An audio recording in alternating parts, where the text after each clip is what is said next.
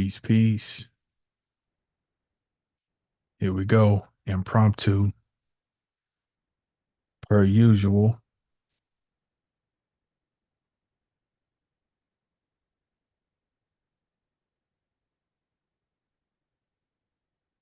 Peace, peace. Here we go. Impromptu,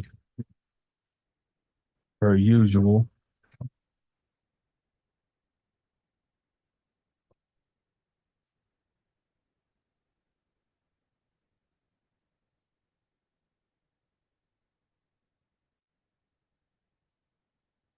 Hope all is well with everybody out there in TV land.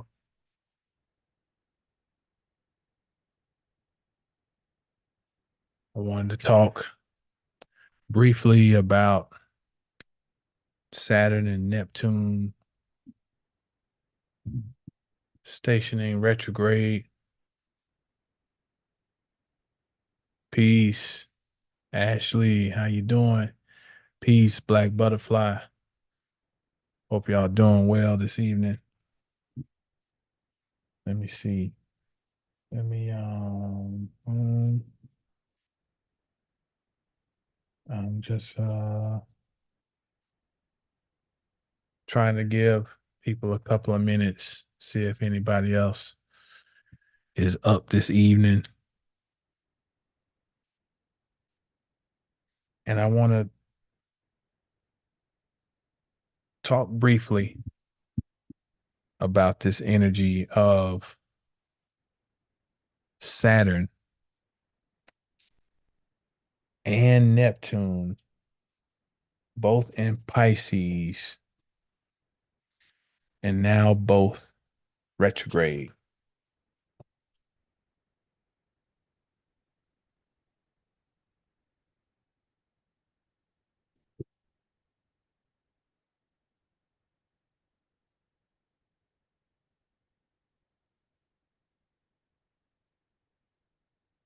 Kept hearing some feedback. I don't know if it's outside or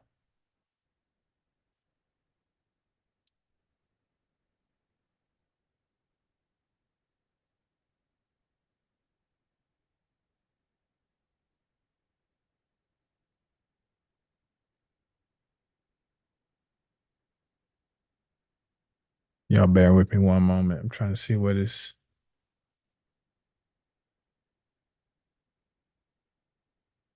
making sure it's not my AC unit.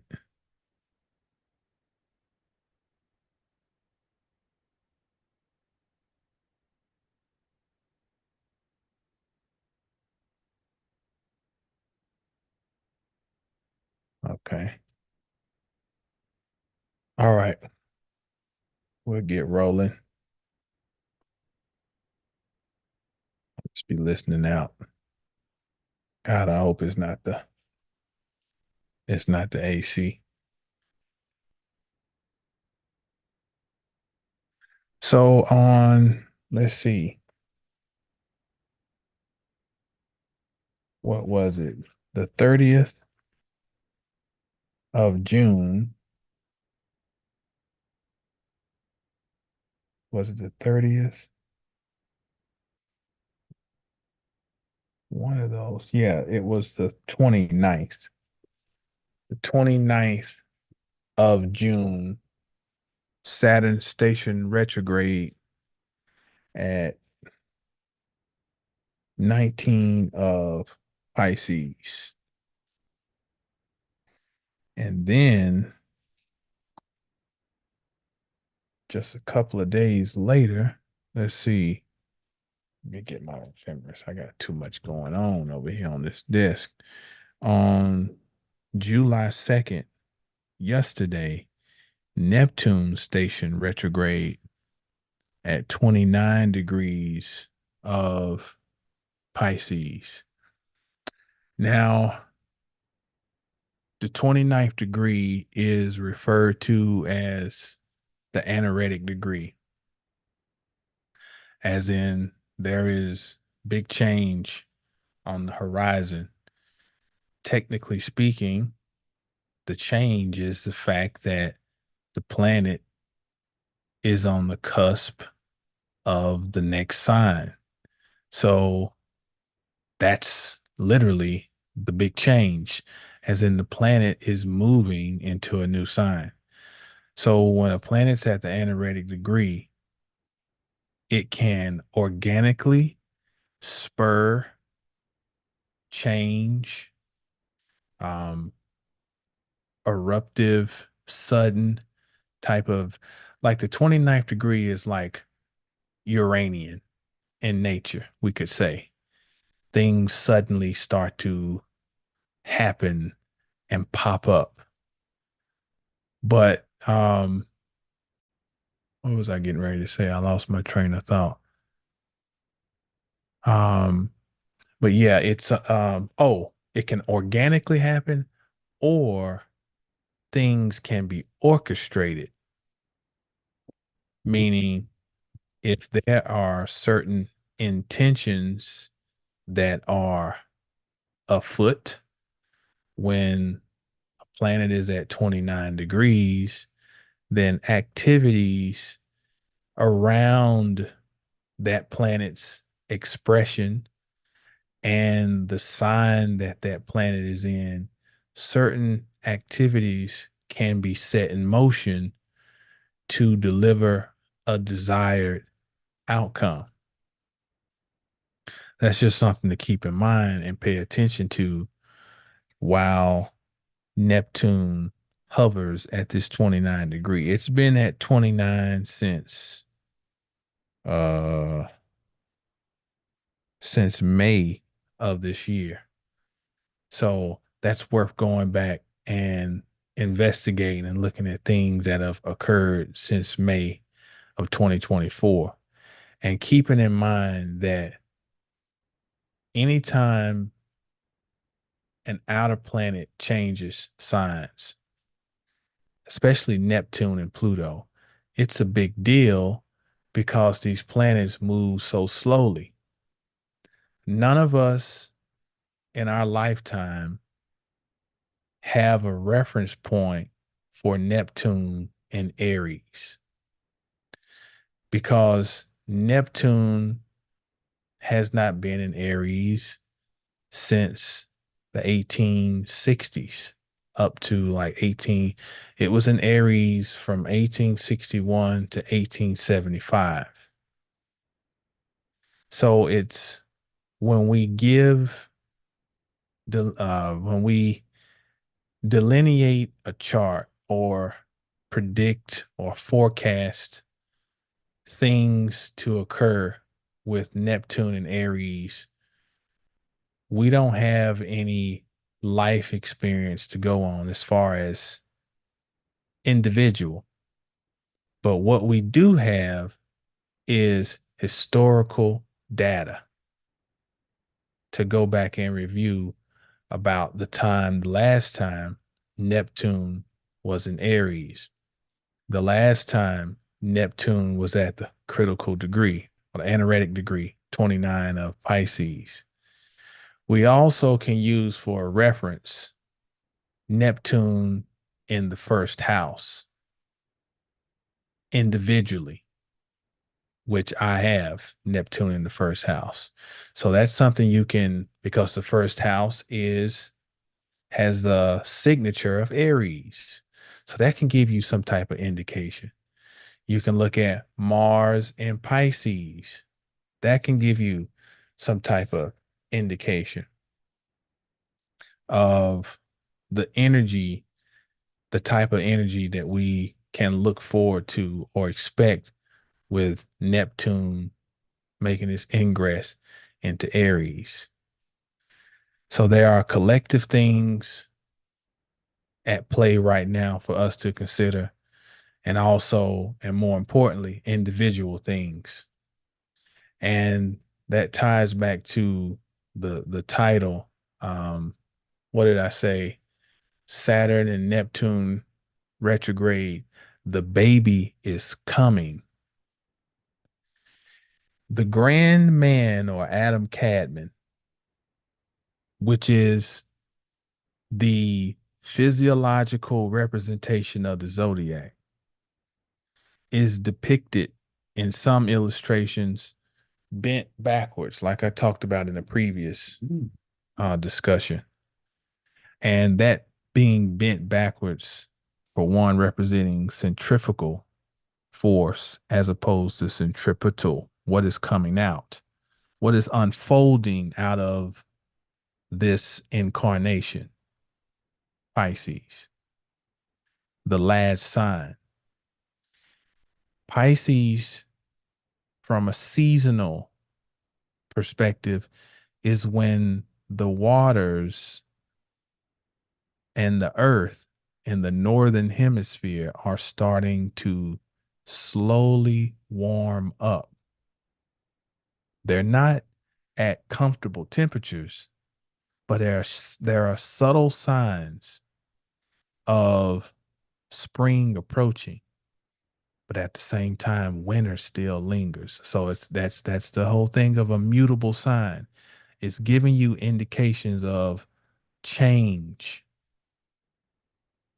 Pisces can be also likened to a pool of undifferentiated energy. It is the collective unconscious. It is the melding and fusion between what we consider to be the three-dimensional world and realms beyond. It is the epitome of when we say things like the thinning of the veil. That's Piscean, because it fuses, which can lead to a feeling of not being directed or not being completely in one place or another, living in two worlds at the same time. Pisces. Pisces is also like the water breaking. Mother's been carrying this baby for roughly 280 days, the equivalent of 270 degrees in the zodiac. And now the water breaks, indicating the baby is on the way. Pisces, we could say, is like the water breaking. And Aries, the head, is the baby emerging head first out of the womb.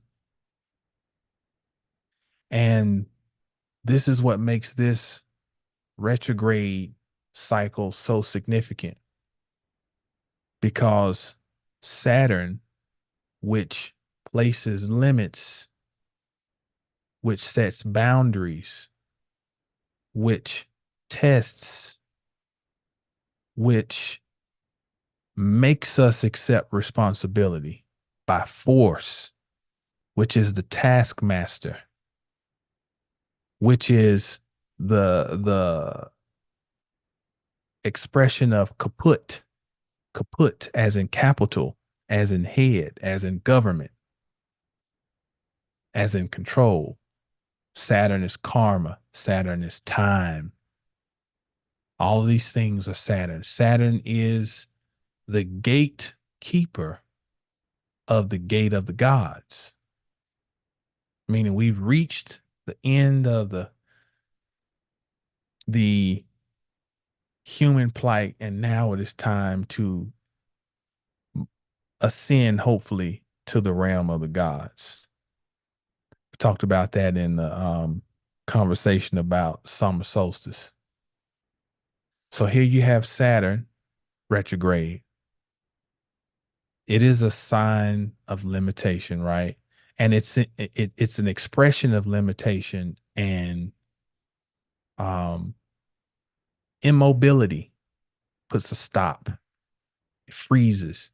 And then it is in the last sign of the zodiac, which is the solvent. So there's a lot of ending energy with Saturn in Pisces. And that ending can also promote fear, the fear of the reality of things coming to an end. Saturn and Pisces also can bring a reality check. And when I show you some, I have some personal things to share about Saturn and Pisces is really takes me down memory lane, and um it doesn't it it help it makes me revisit deep wounds, deep, and I'll explain coming up. And Pisces is also very significant because I have things about my father to share about his journey from Saturn and Pisces to Aries. And I'm going to try to organize all this because this is impromptu. Um, Saturn and Neptune's retrograde in Pisces is leading up to their ingress into Aries. When they finish this retrograde phase, both of them will continue moving forward until they make their ingress into Aries, at least their first ingress, which will be in 2025. So there's a lot of energy here about finishing up things in 2024, closing out old cycles, completing, I'm going to use this overused term, karmic cycles, a karmic cycle, but this is really applicable here. It's very applicable. And I must say, we had our class Sunday, 720 Sacred Teachings, and one of the compatriots, one of the members, talked about Saturn, the year 2024 resonating with the number, it breaking down to an 8 vibration, and how 8 years had a Saturn resonance. And I was like, yeah, I've always heard that, but I never really connected with it. Not saying that it's not right, but I said I always felt more of Scorpio. Then after I got done talking to her, it hit me like that does make sense for Saturn to resonate with the 8 as far as karma. And it's like it's so, I know it's nothing profound, but see, I have to internalize something for myself for me to accept it. Um so I got to give a shout out to her. I don't know if she wants her name mentioned, but she knows who she is. But I want to show y'all this is my own let's like this my own revelation. It's a continued learning thing. And sometimes the simplest things you have to go back and revisit and actually internalize it for yourself. Because I can never just accept what I hear and I read in a book. It's like I gotta really feel it. And it was so simple. And pardon me, some of y'all probably gonna be like, man, you just now catching this. But I was, the number 8, I was thinking of it purely from regeneration because it's the infinity symbol. It keeps going, infinitely moving. And from that standpoint, I'm like, I don't know why they associate this with Saturn and karma. But if you think about it, it makes perfect sense because what you do in this circle is going to impact what goes on in this circle. And there lies the karmic association between 8 and 8 year and Saturn and karma. So I just wanted to share that because, to as transparency, you know, it's a continued learning process. And sometimes when you read something in a book, they just, oh, you hear other people saying it, they just say, um, what has been said. And I'm not talking about my member of the group. I'm talking about what I've just heard on the internet. It's a karmic year, and it's like, but why? And so for me, I had to come to my own realization of why for me to accept it. And this is so simple because this loop is going to feed into the next loop, which is karmic. So that's just a sidebar, y'all. Pardon me, but um, now I got to remember where I was at. So Saturn's wrapping up in Pisces. Neptune is wrapping up, and then they're going to move into Aries.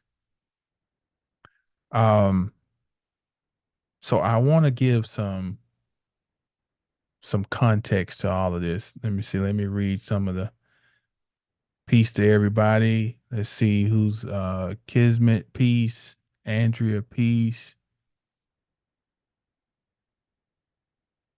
Oh, Andrea said, um, peace and love. I received my bundle. I'm very impressed. I felt the love from the package. That's rare. Thanks. Hey, I'm glad to hear that. Thank you. Peace, Natalia. Um, peace, Ashley. Peace, Croissant. Peace, Shauna. All right. Okay. So who said that? Andrea said, time to tap into the spirit realm. Yes, indeed. And let's touch on that. That Saturn, all those words about taskmaster and test, and I know I may be guilty of presenting Saturn as too rudimentary and basic. But keep in mind Saturn's association with the Tropic of Capricorn and its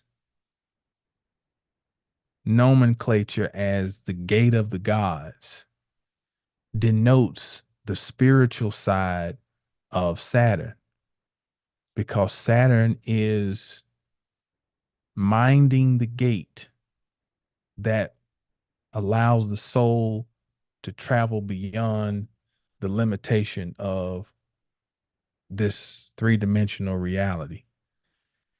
And Saturn, as that hermit type of energy that it can take on, can give us that stilling away that allows us to explore the realms beyond, as in pulling back from this world and those who are in it to explore. My grandmother, when you look through some of her, she was a Capricorn. When you look through some of her, I got some of her books. And when you see just all the things, she was the epitome of a hermit. And when you see all the things that this woman was curious about, she had books on Buddhism. She always had Buddhist statues in the house. Um, she was curious about Islam because my her son, my uncle, became a Muslim, and she was exploring that. She was exploring uh the in-depth studies of the Bible. She was studying health and wellness, vitamins, and you got to think this is the 70s, 80s. This is before we have YouTube and TikTok where everybody's selling shilajit and all these things you are privy to now when these things were not popular. And especially for a woman who cleaned up people's houses. They would have never imagined how intelligent she was. And so, yeah, Saturn is also the scientist, So Saturn's got a lot going on with it. But they are preparing to move into Aries. And Saturn does not like being in Aries, because Aries is charging forward and Saturn is not about just reckless movement. Saturn is slow, methodical. And so sometimes when a person is born with Saturn in Aries, sometimes that can be the energy of the late bloomer. And I want to give you, um, let's see, peace, Otta, peace, Kareem, peace, that crazy. Um, so I want to talk about my father. Okay. My father was born July 30th, 1937. I don't have a chart for him. I don't have his birth time because there's no record at the county seat, but and more than likely he was born by way of a midwife. It was very common back then for a lot of people to be birthed by a midwife. It seems so in vogue now, so nouveau right now, but that was just the thing back then. You know, you didn't have health insurance and didn't have money. So you have somebody to come and a midwife will come and help with the birth. So I don't have, but I'm gonna when I get the time, I'm gonna rectify a chart for him. I gotta really sit with this. But what I do know is I know where when you have an ephemeris, you'll know where the planets were when a person was born. So my father was born with Saturn at 4 degrees of Aries. And my father, back then, you know, a lot of people you had to go to the military to that was your way, your path of becoming somebody. If you didn't come from a certain class where it was just given that you're going to go to college, you know, that was more of a privileged thing for you to go to college. You normally came from some type of family that was a little higher on the middle class, so-called middle class totem pole. So that was not the case. My father, they were poor, you know. So my uncle had gone to the army. My father followed, and he went to the Air Force. And it was fitting for him to go to the military with Saturn in Aries because Saturn puts discipline around the I am, the self, the expression of who I am. Um, and my father carried himself in a very militaristic way for the rest of his life. You know, we were raised, he was a disciplinarian. I guess that's a better word. He was a disciplinarian. Um, he was big on, you know, making up your bed and having things in order. He didn't, you know, kept impeccable files. So I got file cabinets out there in the garage with his old newspaper articles. And I mean, all the envelopes are labeled, telling you what's in it, these photographs, such and such, the year, Saturn, Aries. That's an expression of that discipline, order. Um, but he was not supposed to be the one who really was going to become anything. I got some of his report cards out there, and I'm tripping like as hard as he was on us about academics. My father was a terrible student, lazy, you know. And he admitted it once. He said, "Yeah, I was like a C student, man," you know. And I see the report card, and I think that's the teacher's kind of alluding to that. Um, uh, but when he had his Saturn return, so let's do the math. He went to the Air Force. He met his first wife. He had 3 sons, my brothers. down here in Texas. By the time he leaves his first wife, they get divorced, and I'm thinking around about, because he told me the story. I'm thinking around about 1965 or so. My old man is flat on his face. He's in Arkansas. Some kind of way he ended up in Arkansas, and he tells the story of how he didn't have anywhere to stay, and a guy that he thought was his partner, he told him, "Hey man, can I crash on your couch?" But then the dude wouldn't let him come in. It's like because he had a woman coming over, and he recalled how he sat out in the hallway of this apartment building, distraught. He was rock bottom, and some old lady across the hallway, I think she had mercy on him and let him stay on the couch or whatever. And he said when he left, he went back to Asheville. He had two pairs of pants and a shirt, getting on a Greyhound bus to go back home as a failure. Okay. Now, this is around 1965. Plus, my grandmother had had a stroke. Okay. Now, mind you, this is while Saturn is in Pisces. So, here what's going on is Saturn in Pisces can bring about the reality of things. Astrology is a trip. It gives you one side of a spectrum where Saturn can help in Pisces. It can help materialize something that you've envisioned or imagined.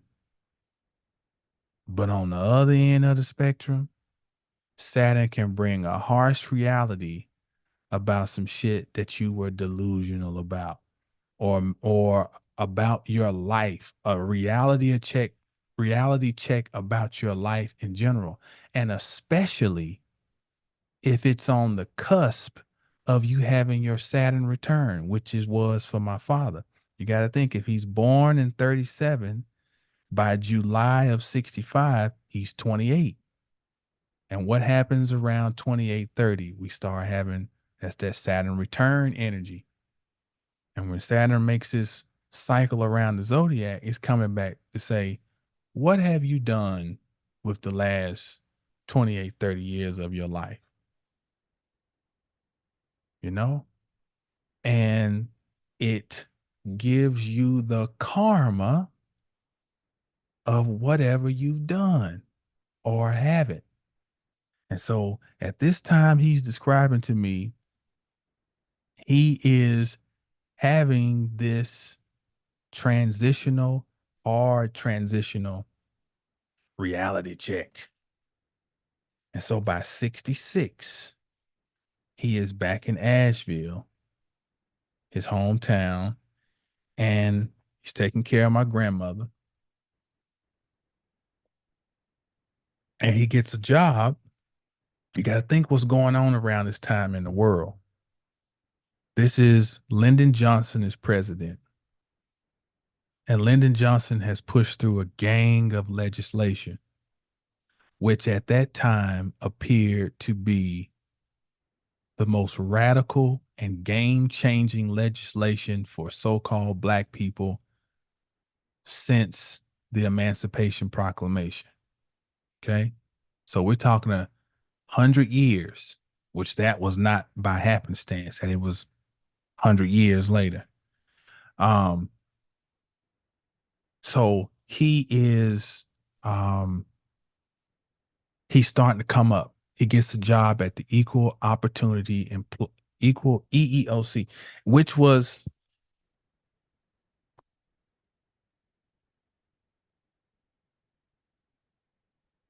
this is this book here on Lyndon Johnson, Lyndon B. Johnson and American Liberalism. I'm trying to remember the actual. It was the I know it was EEOC. It was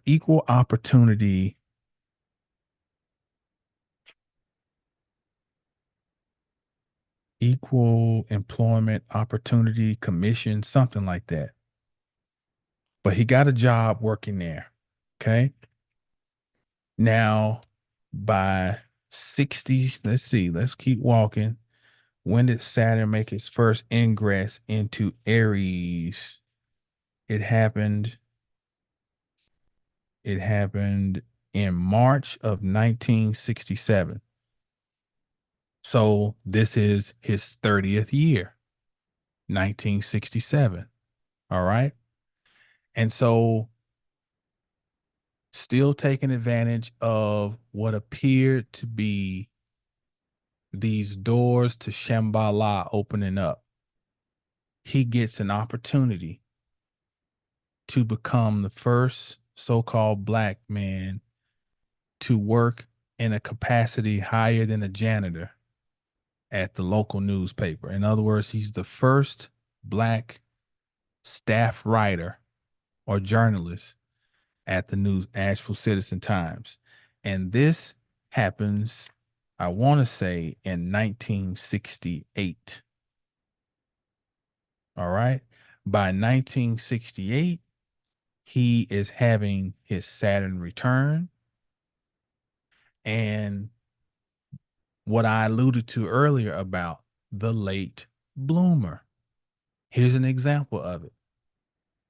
Because it was not until 68 that he kind of started coming into his own. He had fallen on his face. He had been met with the reality of his actions. Reality check comes in Arkansas. Thought you had a friend, find out he ain't.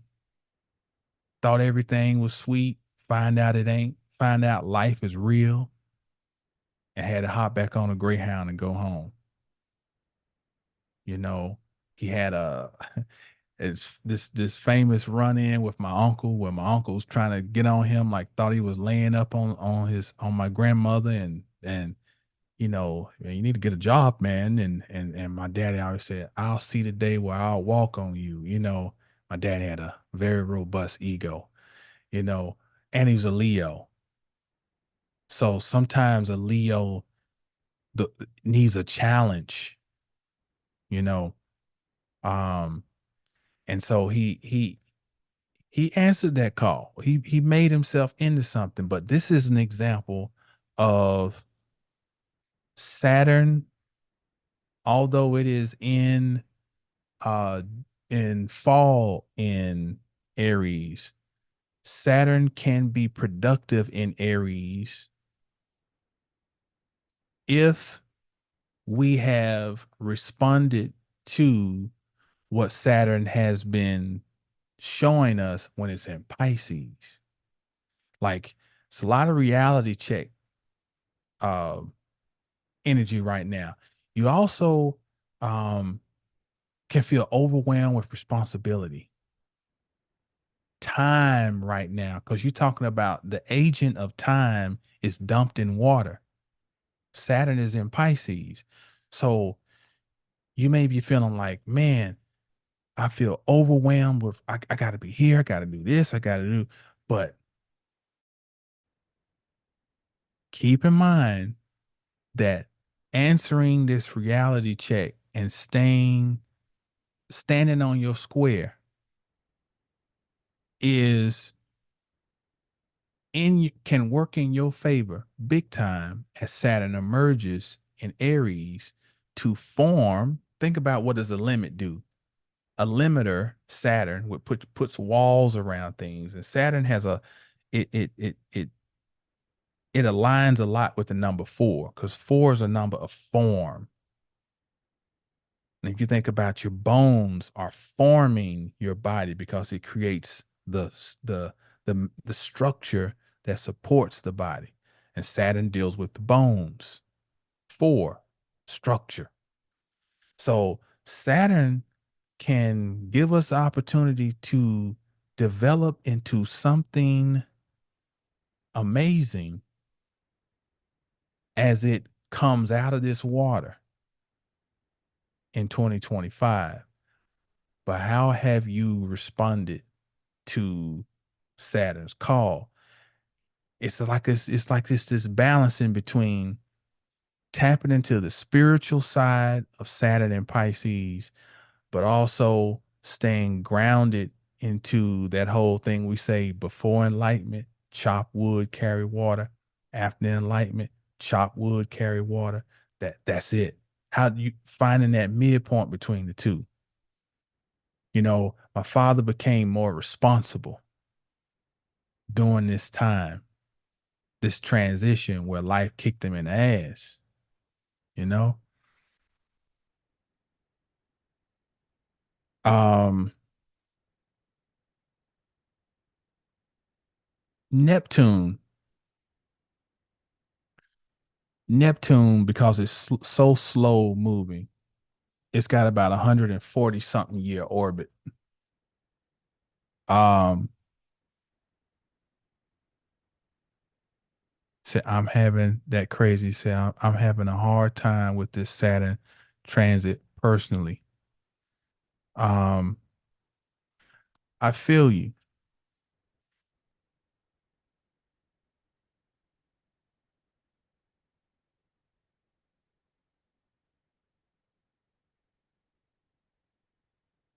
I'm trying to think of what's the best way to say this simply is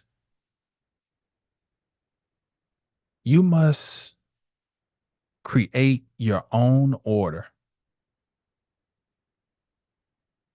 create your own sense of order with this Saturn in Pisces. You know, Pisces scatters everything. And the energy in Pisces right now is on steroids because Neptune is there. We just had a conversation earlier. I had one lovely with Lovely Soul. We did the Venus and Mars podcast and we were talking about manifestation. Saturn and Pisces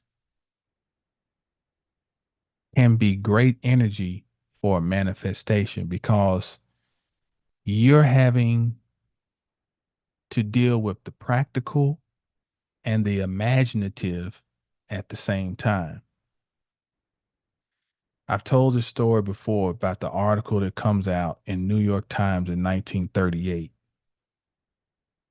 after Saturn has completed its transit in Pisces. It's now in Aries.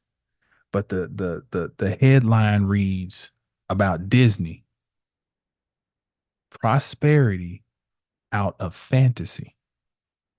Prosperity is Saturn, fantasy is Pisces. In the midst of all of this overwhelm you may be feeling or difficulty, what is the vision that you have created, or have you created a vision? And I think somebody else, Shauna said, my Saturn is in Scorpio, hanging out with Pluto. Okay, so look, we're gonna juxtapose these two because it all fits in. Because Scorpio, keyword, I desire, but another word is I evacuate. Because Scorpio deals with the elimination of waste. Now, where Scorpio is dangerous is when the waste sits. Okay. So I'm juxtaposing y'all too because there is a need to release what needs to be released so that you can pull in what needs to be pulled in. Scorpio physiologically is the reproductive organs, but it's also part of the digestive area. It's the colon.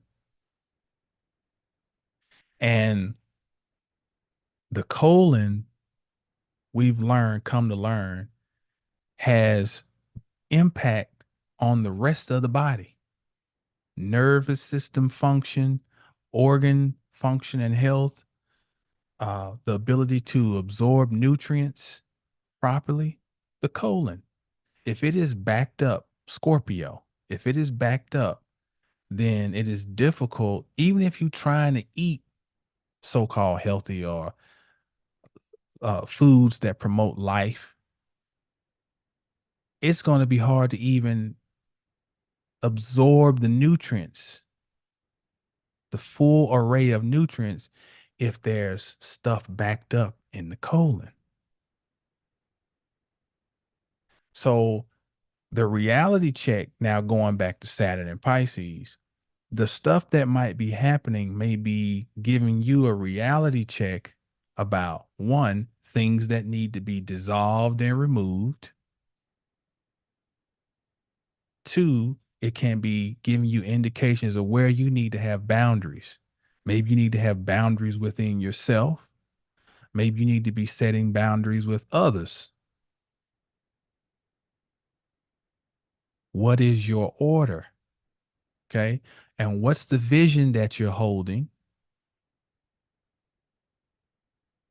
I think Lovely earlier said this is a time for a healthy degree of delusion. See, that's the juxtaposition and the balancing act.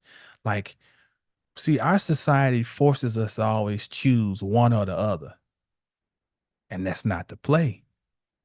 The play is we have to figure out, how do we hold both?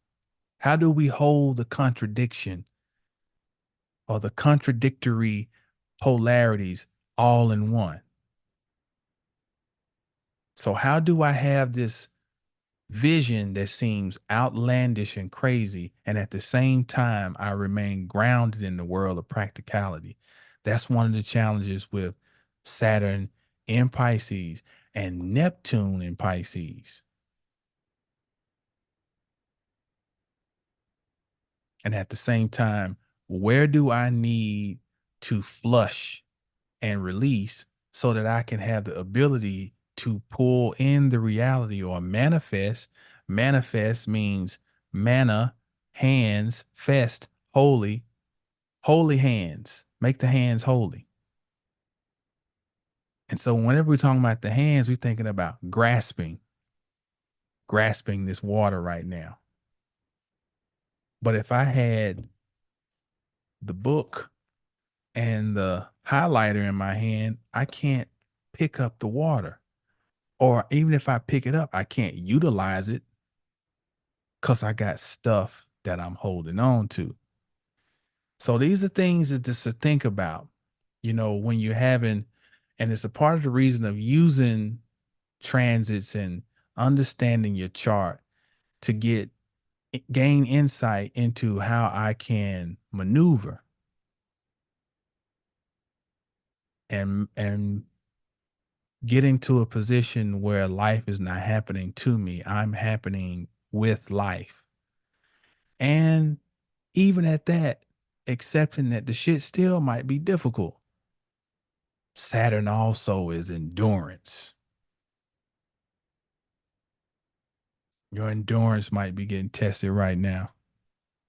Um, said, where's the oh okay, yeah. Thank you, Croissant. Yeah, it's with Lovely Soul Empress. Um, Saturn conjunct my rising in the 12th, creating my own sense of order, exactly what I strive for. That's right. That's right. I am Adi. Okay. So look, let me jump here. Let me give y'all something about me that happened when I was my senior year in high school, a very humbling experience. And I'm gonna show y'all a couple of things. Let me show you. I was a considered to be a blue chip athlete in high school. Had these for years. I was gonna burn this stuff, and something told me, nah, don't do that. Don't do it. But I'm gonna show you some of this. On a Sunday at my house at home, the phone would ring off the hook. Um, college is calling, you know, University of Florida, North Carolina. Let's see. I thought I was planning on going to the University of Georgia. Back then, Ray Goff was the coach. And I remember he called me one Sunday. He said, "Young man, if you went out and tore your knee up today, you still have a scholarship here at the University of Georgia." And that's where I swore I was going to go. Pitt, University of Pittsburgh, Vanderbilt. Back in the 90s, this is when we first got caller ID. I'd be like, "Mama, don't even answer that. I want to go to no Vanderbilt." That's how arrogant I was. You know, Penn State offered me scholarship. Let's see, South Carolina. I got Clemson in here. Army. I was like, Army. Don't answer them, motherfuckers. I ain't even, Wake Forest. I wouldn't even take their calls. Uh, I got Michigan in here somewhere. This guy I remember, black dude named Fred Jackson. They offered me scholarship. Now, what I want to show you is these dates. June 94. This one is June 28th, 94. This one is, I can't make it out, but this one is postage stamp. Uh, they don't have it. This one is June of 94.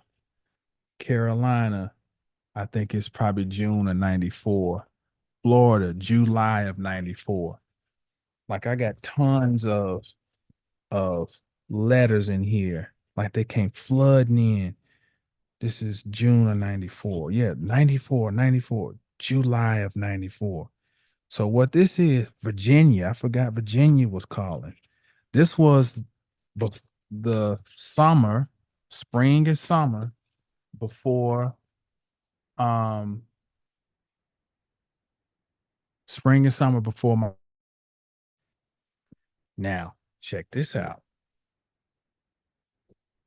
And my head is like this big because I know I'm the shit. You know, now June, Saturn is Pisces. So in June, Saturn station retrograde on June 22nd, 1994. Saturn station retrograde at 12 degrees of Pisces. Now, so the season starts in August. I play the whole season, have a great season, finish strong. I get chosen to go to the Shrine Bowl in December. By the time December gets here and I go to the Shrine Bowl, they would put you two in a room together. My roommate, I'm seeing stuff slide under the door, Carolina and Wake Forest, and by this time I'm thinking, well, I ain't getting no letters under the door. I'm shocked. Like where all the heavy hitters at? Nothing. So I play in the Shrine Bowl. I end up starting. I think I had a pretty decent game. And I go home and I'm baffled because all these schools been jocking me. So I thought, and now everybody gone. So I ended up, long story short, I ended up going into a deep depression at 18 or at 17. I'm probably 17 going on. I turned 18 that February of 1995. Deep depression because I was way up here. And in a matter of months, I'm nothing. And so that was my experience of Saturn and Pisces. the reality check. Big reality check. Now, all this stuff is going on. Pluto is finishing its transit in Scorpio in my 12th house. What's the 12th house? What's one of the things we learned about the 12th house? It's the house of hidden enemies. That's one of the more negative signatures of the 12th house. I ended up going to a little school. It was still a Division One, but one AA, called Western Carolina University. This is where I went and played my college football. They used to come out and try to talk to me at the end of the games. I paid them no attention, and didn't know this is where I would end up going to school. Got a 4-year scholarship, and there was a little small in stature coach there named Coach Mutt, Al DeGraffin Reed, and he's the one who approached me when I realized that all the other people were gone. That's where I ended up having to go. Check out what happens. By 2014, Coach Mutt has some terminal condition with his lungs to where when he travels, he has to go and get oxygen. For some reason, he was down here in Dallas for some convention. I go and meet him out at the Omni Hotel in Dallas. I ain't seen Coach Mutt in probably, by this time, like, I don't know, 15, 16 years. And Coach Mutt tells me something I never knew. He said, your coach was a redneck, you know, which I had found out things about my high school coach, but I didn't know this. He said, your coach, you said, you want to know how you ended up at Western Carolina? He said, your coach was telling the other coaches that you thought you were better than you were. He said specifically, the coach at Florida told me, he said that you thought you were better than you were. Now, at 18, I already was pondering that when all those people left, like, damn, maybe I'm not as good as I thought I was. So I had to go to Western Carolina and prove myself, not only to them, but to me. But still, that thing was always lingering. Like, when, how did that shit? And then he tells me this, and I revisited with that old, um, that wound came rushing back up because I have Neptune in the first house, and sometimes, which is an Aryan territory. You understand? See, if you want to understand again how to understand Neptune's transit in Aries, we've never lived through it. But if you have Neptune in the first house, which is the territory of Aries, you can get some type of indication. If we've all experienced Mars and Pisces, okay, that can give us some type of indication. So I have Neptune in my first house. And so, it's funny energy, you know. Um, I tend to draw people's attention when I don't want it. There tends to be an air of mystery, a mysteriousness around Neptune, and like I catch people just staring like a odd stare, like they don't even fucking know they doing it, and it can be very annoying, But Neptune is the ocean; it draws in. If you ever go to the beach and you get down there at that water line, you feel like the water's pulling you in. So Neptune in the first house can have that effect with other people. It also sometimes questioning who you are.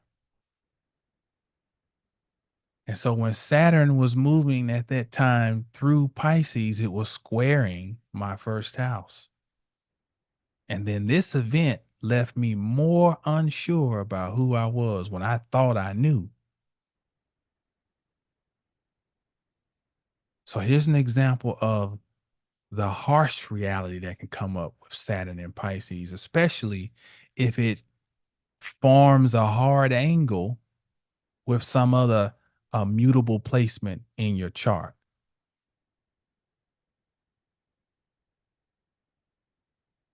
So here, as we're on the cusp of Saturn making its ingress into Aries, I'm having the Saturn return for that moment in my life because that was 30 years ago.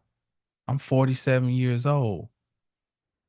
And so now Saturn's having me review what have you done with the lot that you were cast? How have you played the hand?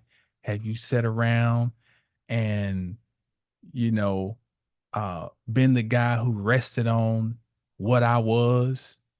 You know how you know people like that who always telling you, yeah, man, I was all American and man, I ran I ran a 3.9 in the 40. Have you stayed in that? Or have you gone on? What have you built since then? What have you done with that trauma, young man? Old man now or older man? What have you done with it?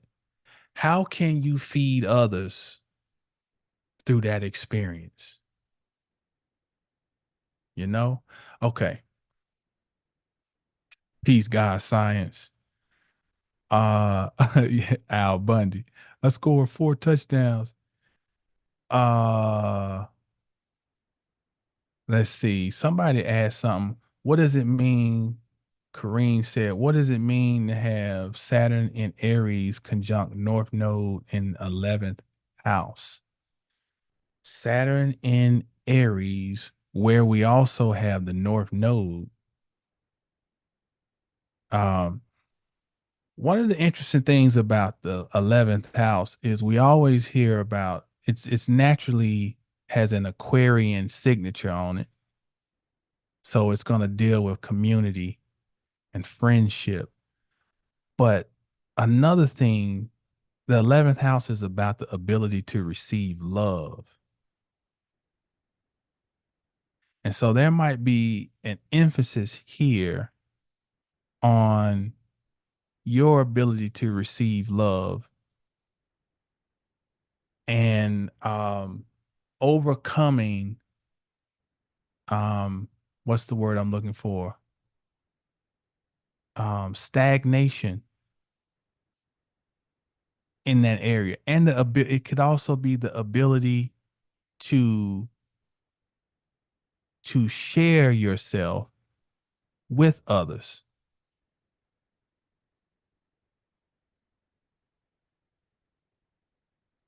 Overcoming hesitation around being part of a community, being part of something bigger than yourself.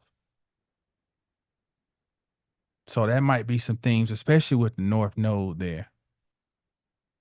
Oh, and so you're coming up on your nodal. Either you've had your nodal return or it's coming, and your Saturn return is coming. So how have you functioned in groups? Have these groups put limitations on you? Have you been selfish? That's also, whenever Saturn's in Aries, you gotta that can many times be a factor, So that's just some things to ponder. Let's see. Ada said, can you talk about Saturn retrograde in Aries, fifth house? Well, you're gonna be you quite similar to Kareem. Hers may be um challenges in on a communal basis. Oh, let me ask something else with Kareem. Are you not allowing yourself to be yourself through the people you associate with? Has that been something? That's something else to consider. Have there been limitations placed? Um, Ada or Ada, I'm not sure if I'm pronouncing that correctly. Um, so fifth house is pleasure, you giving pleasure. It's naturally the house of Leo. Um, so yes, it's nodal return and my Saturn return. Oh boy. So you're having a life review, Kareem. But Ada, are there limitations on your ability to express from your heart? Um, are there limitations? Do you feel like you're able to be authentically creative?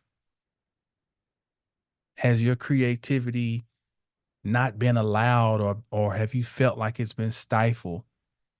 Have there been limitations around love and romance? Is there a thing where it's always wondering, should I take this gamble or should I not? Like this tug of war, because the fifth house is also the house of gambling. Um, Croissant said, I have uh Aries stellium in the ninth house, Saturn exact conjunct with Mercury. Tiger Lily said, I'm having nodal return as well.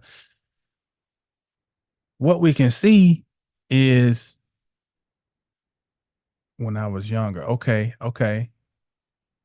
Yes, there are limitations to express myself, especially when I was younger.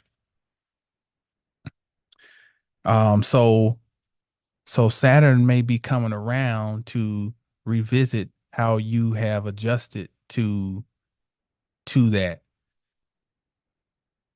Almost like, that inner child energy. Is it a wound still lingering?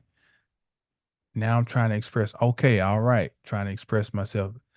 Okay, Ada said it's for a client of mine, but I suspect he is purposely denying himself love and not being authentic. Ah, mm, mm. You know, Saturn and Aries can create a fear signature too. That's one of the potential downsides of Saturn and Aries, because Aries is the warrior, and Saturn there can place limits. Sometimes we need to fight. You know, sometimes we need to cut. Every energy in the zodiac has purpose. There's no such thing as a bad energy. Yes, that crazy. A loner too. Yeah. Yeah. Okay.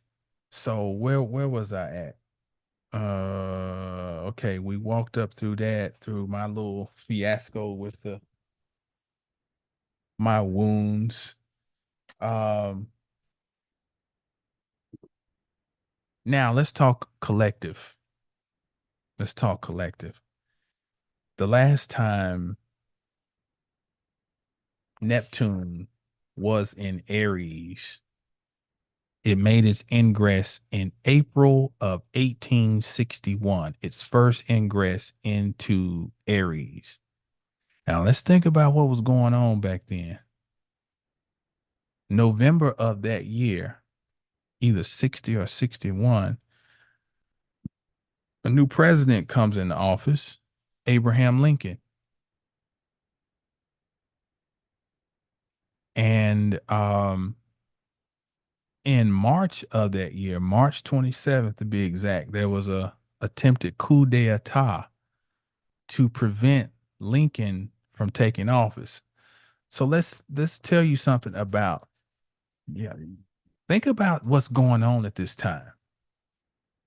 This is Neptune's last transit in Aries is the era of Lincoln taking office. It is also Lincoln being assassinated. This is the so-called emancipation. This is so-called Juneteenth thing. Uh, all these fanciful, made up things that aren't getting to what really occurred at this time. In this same energy, we have um, a bankruptcy. United States is bankrupt in 1871.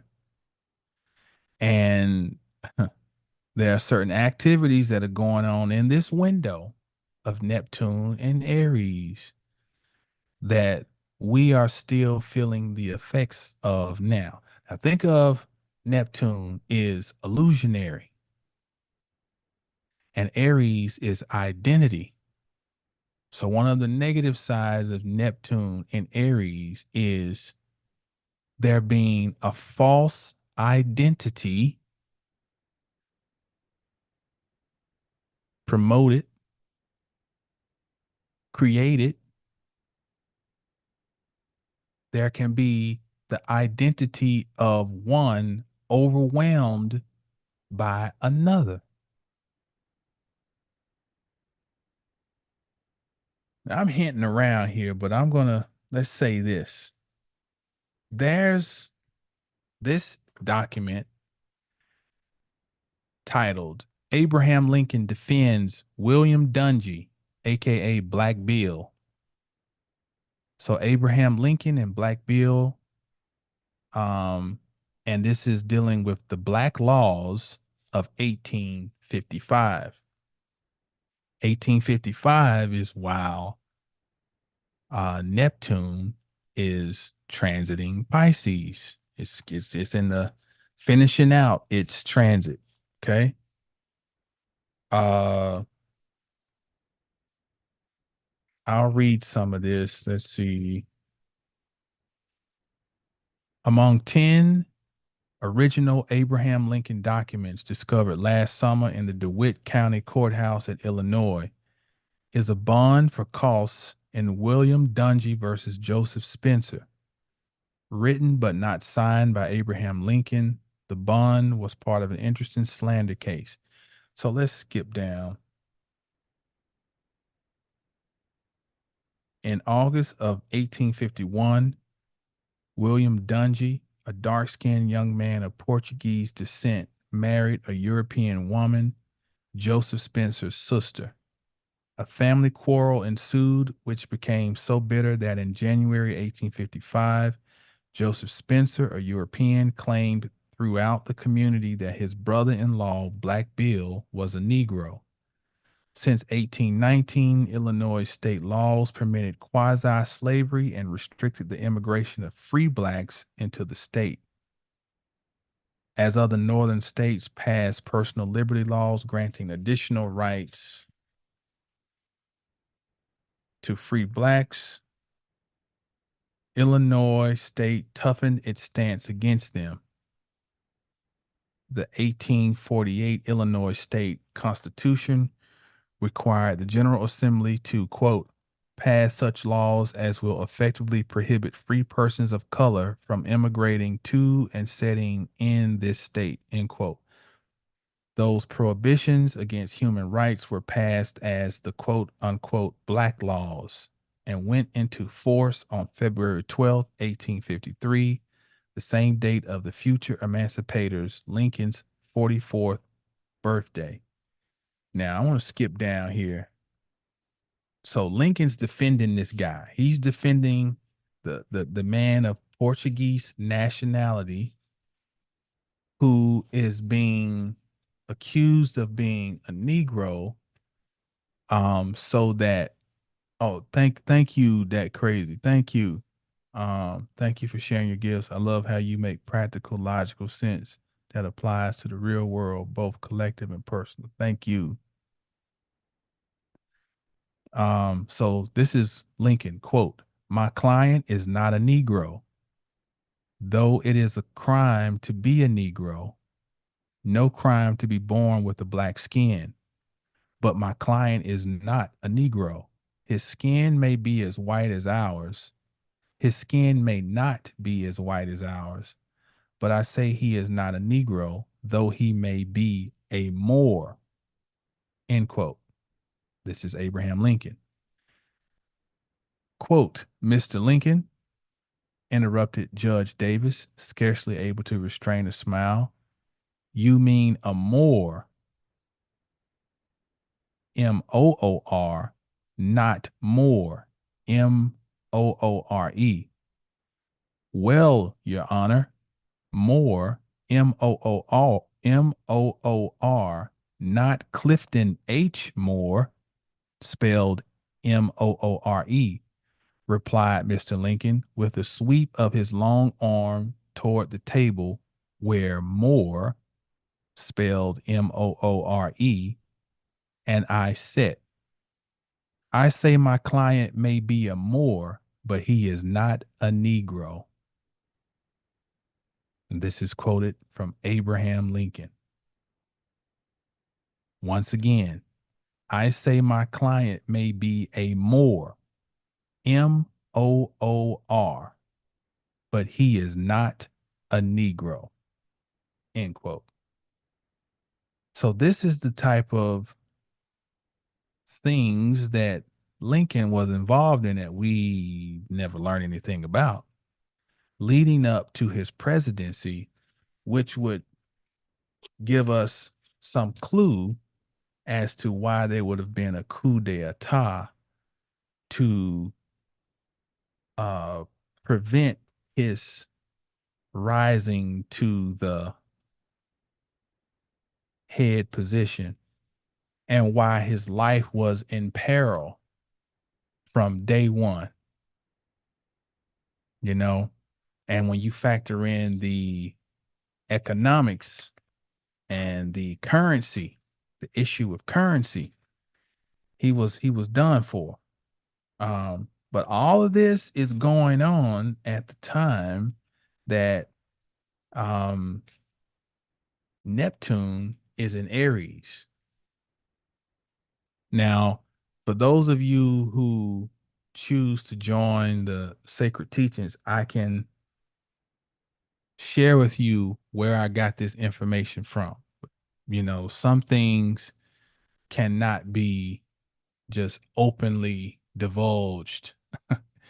You know, there needs to be some type of at least pretend wall between the open air market and the inner sanctum.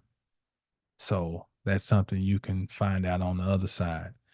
But yeah, all of this is going on. And think about it's dealing with identity because, as the great C. Freeman L. said, name denotes nature. And so if you change nomenclature and you create a whole different system of labeling, you then can confine a people based on the label you put them under and the laws that are set up for those labels, which we call color of law, colorable law. In the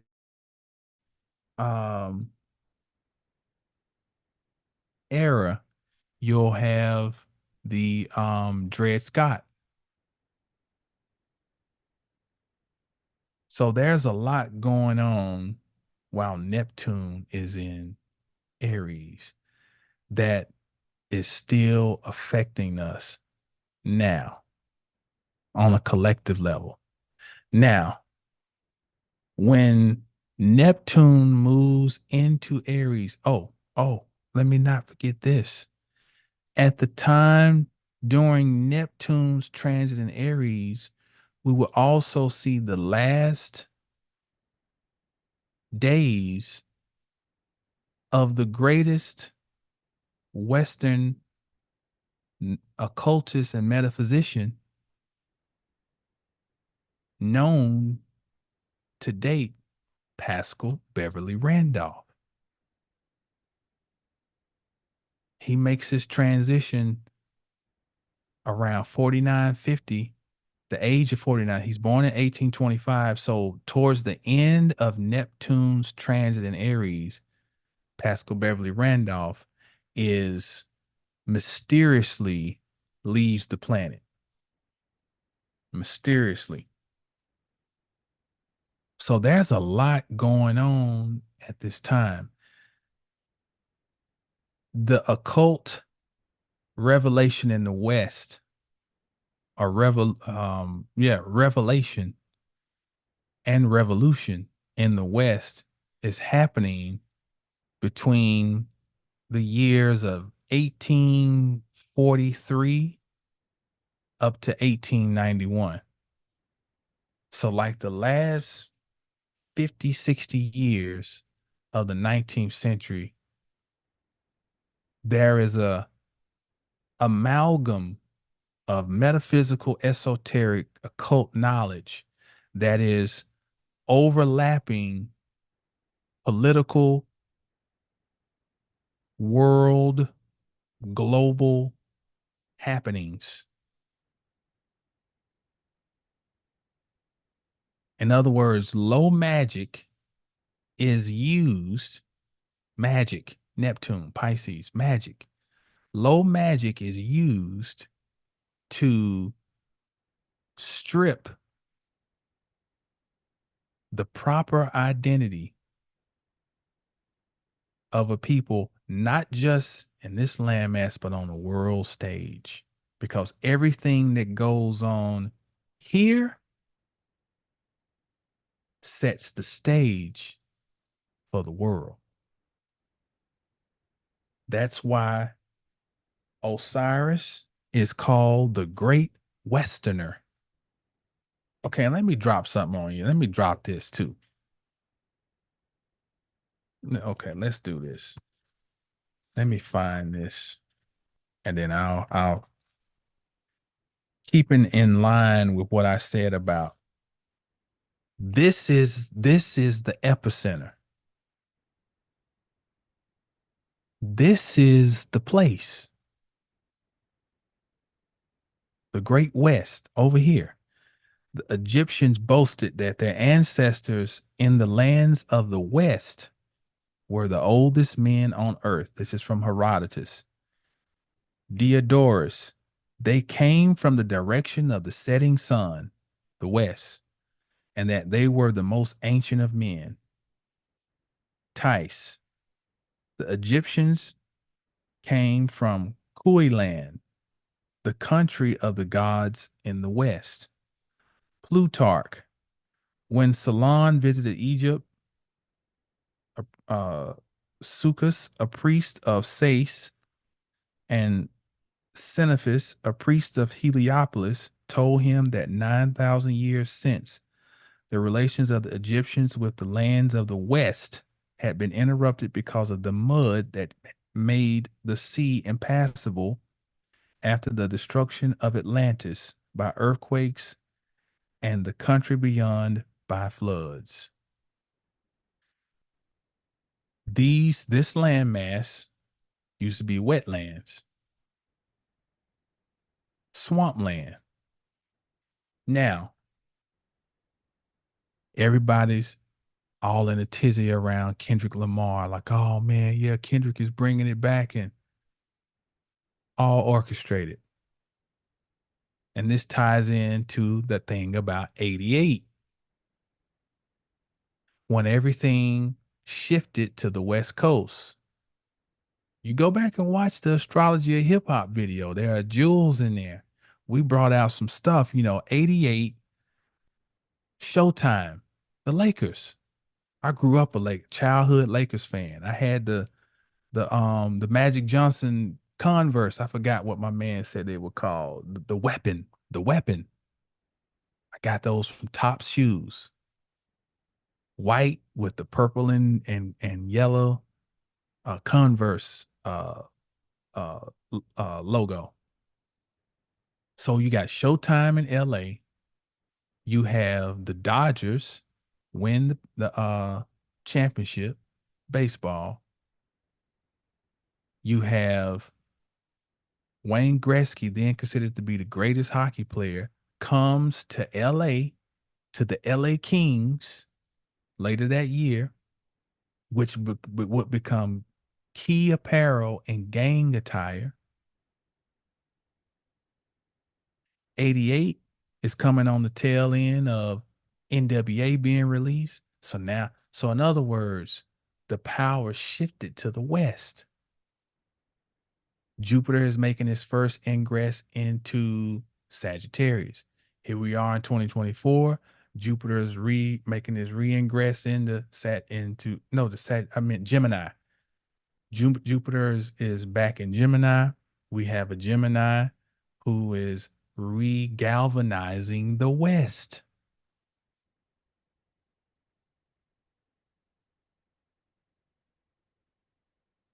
Because the West is symbolically the place where Osiris must be put back together. He's the great Westerner.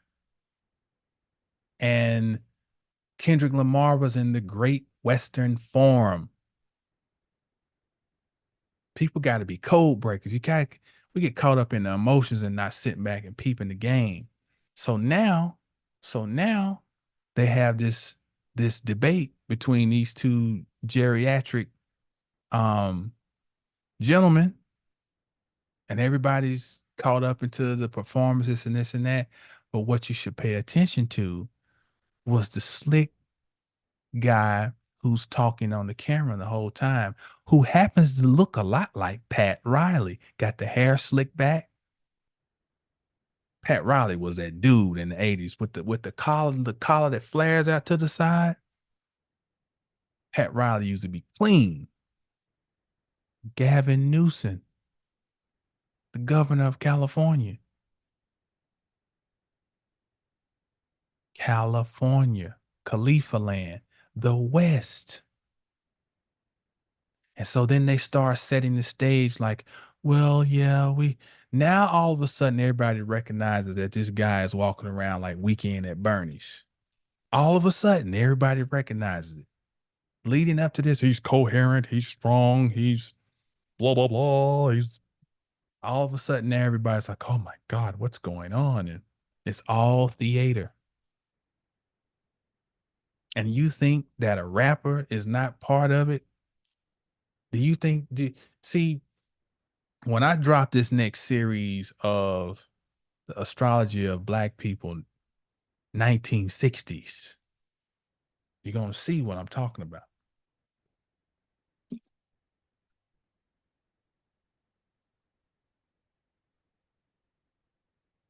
We still chasing a Messiah.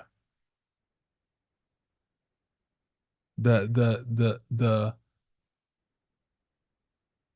the idea of a Messiah is the Antichrist, not from a religious standpoint. I'm talking about from a metaphysical. The idea of there being a Messiah is the Antichrist because it is anti to the Christ energy in you individually to be looking for a Messiah of any shape or form. And who came out on stage with Kendrick Lamar? Dr. Dre. 1987, NWA, Dr. Dre. Got to pay attention to signs and symbols.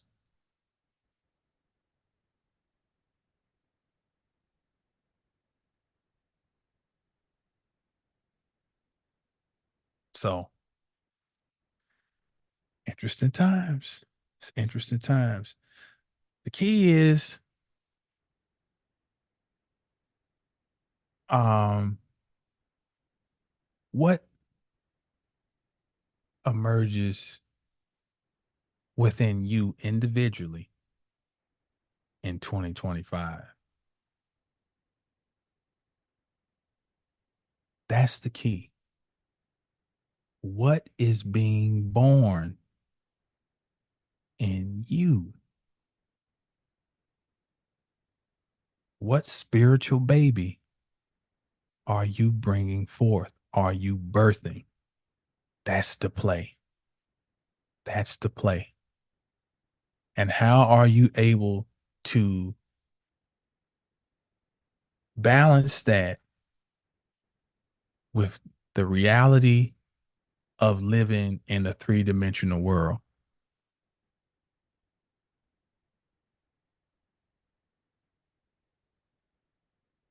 What does it mean to be a human? A fully sentient, thinking, feeling, breathing, aware, not woke, but aware, functional human. What does it mean?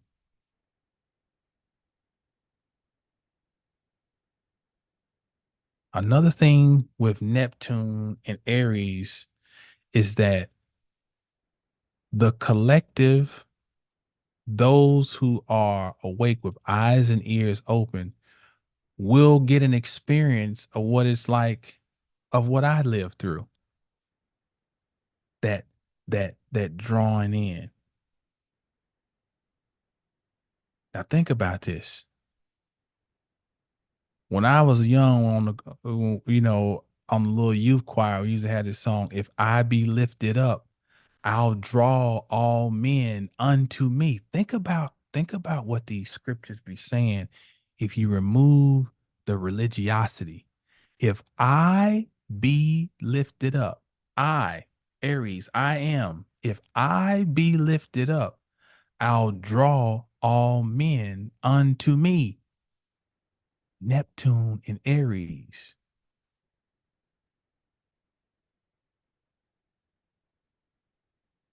If you have light, you know how in summertime you got your light on and those June bugs just be flying into the, if you got like a deck and the light is on in your house and these fools fly into the glass, bam, bam, because they're dumb. They're just going to the light. You may start experiencing more of that. As your light develops, others will be drawn. And based on the quality of your light, you will see what you draw. But whatever the condition of your light, the drawing in will be exponentially greater.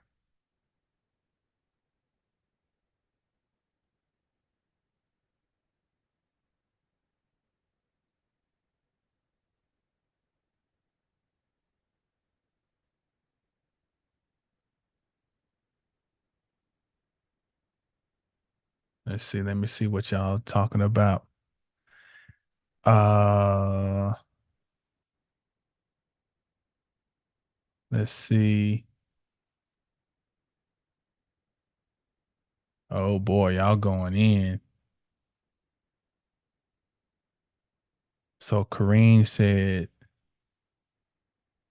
"Yes, I have a lot to love in me to share, but people always take advantage of me and take me being and stop me being myself. I really attract narcissists.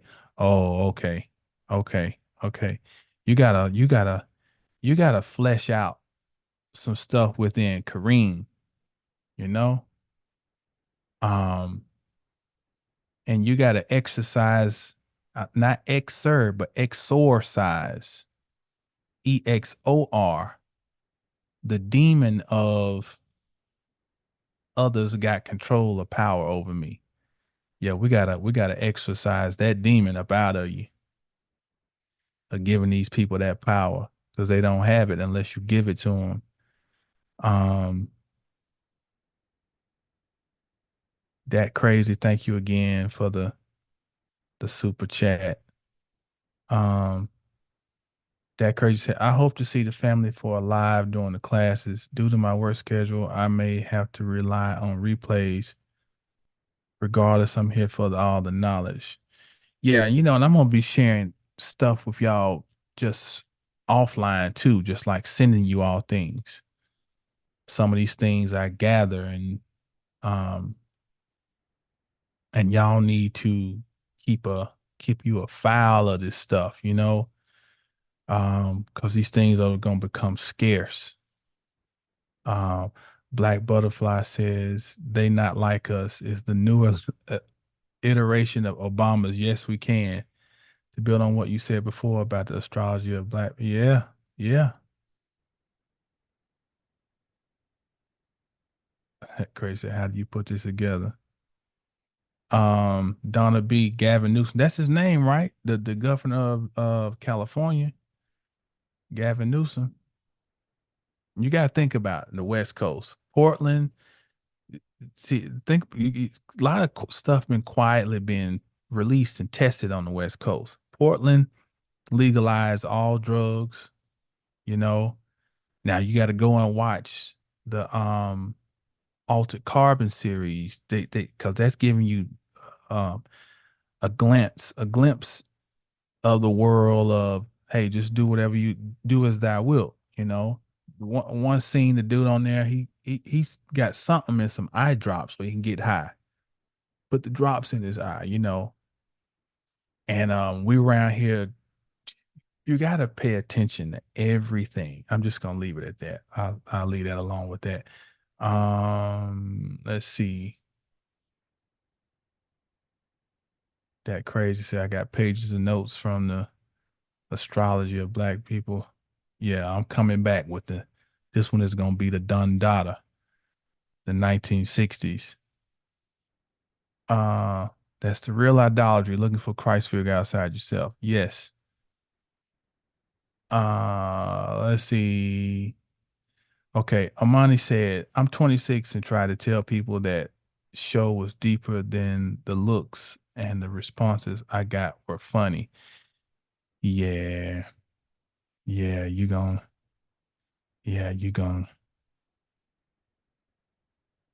learn that mm-mm-mm.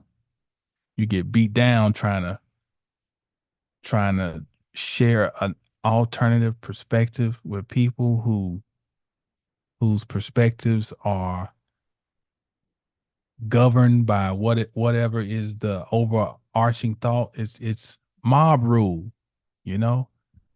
Um, Gemini myself and this Jupiter and Gemini has me trying to explain things to folks, and that is truly just innate, right? Yes, yes, yes. You know, 26 is a crucial age anyway. It's the brain is considered to be fully developed at 26 as far as the adult brain. And 26 is a major bridge that leads you up to your Saturn return. It's like that maturation is prepping you, so to speak, for what is to come in those next 3-4 years with your Saturn return. So it's great that at such a young age that your brain is percolating like that, you know? Um, but I think I about covered what I wanted to on this. That this was,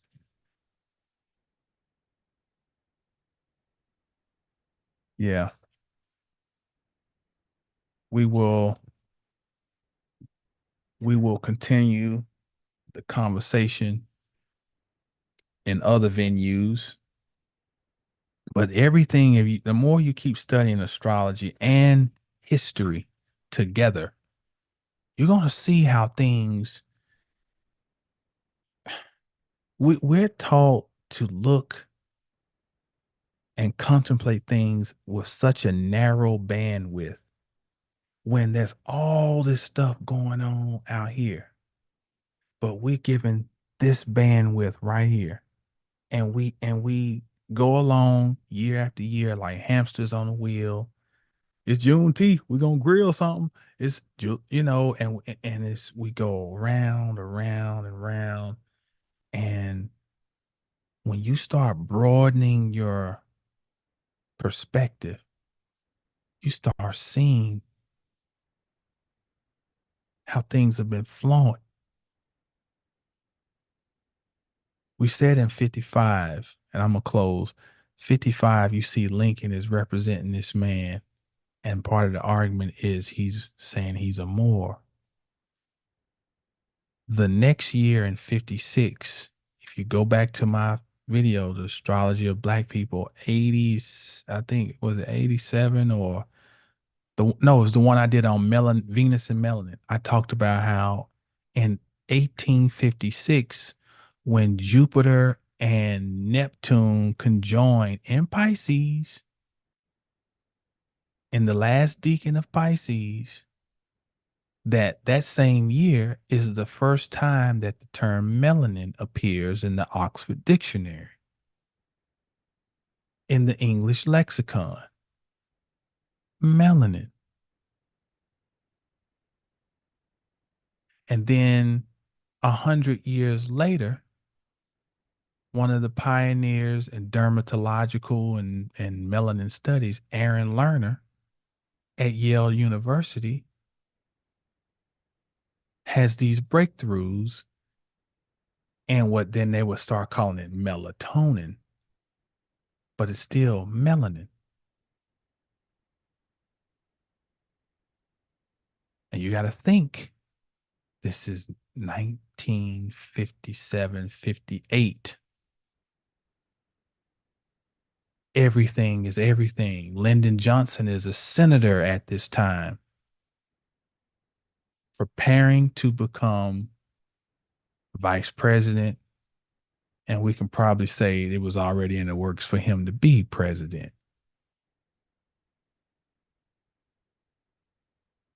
And what we have is a continuation of operations that were going on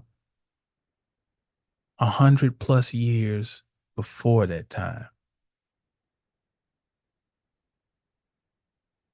And that's the value of studying astrology, history, metaphysics, etymology, everything. That's why you better come on over there, be a part of 720 Sacred Teachings.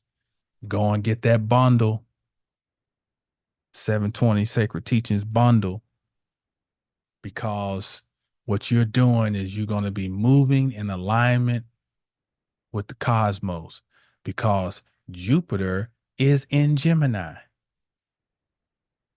So if you have the inclination to learn, oh, this is the time to do it. This is the time where your knowledge base can increase exponentially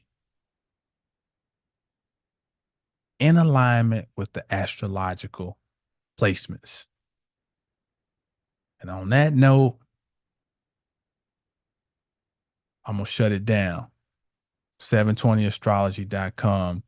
Click on what we offer, then click on Sacred Teachings. You'll see it in there. You'll see where you can get the bundle and you can join the class. Think of it like a college course. You don't want to take the class and not have your textbook. So get that bundle, enrich yourself, and come on and be around people who think. They don't have to think just like you. It's just the fact that they think. In a world where you're surrounded by automatons and zombies. As always, know the stars to know yourself. And thank you all for tuning in. Peace.